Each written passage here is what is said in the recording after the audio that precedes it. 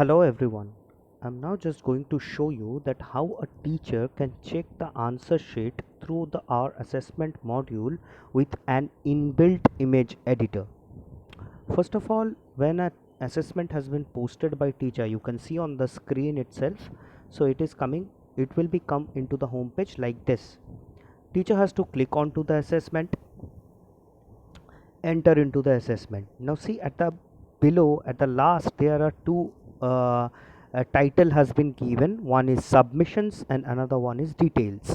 Now into the details, teacher has to click onto the details. Now in the submitted panel, the student who has submitted his answer sheet, it is being showing to teacher. Click onto the name of the student. It will show you that how many files or how many uh, uh, image files that student has already submitted. Now click onto the image file. On the name of the image file, the image will open up like this.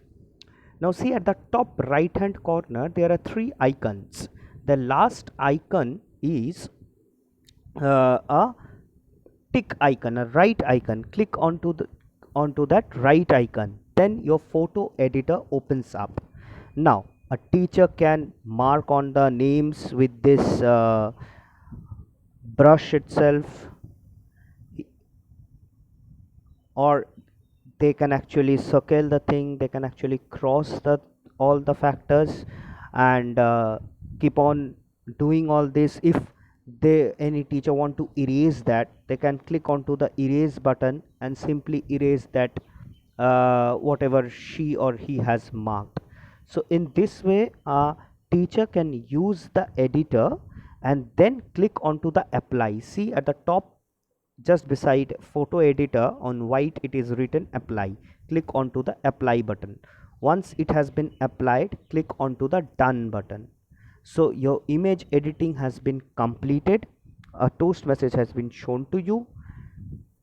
See just beside the name of the image editor there is a file box, icon box, which you can click and open up the edited file.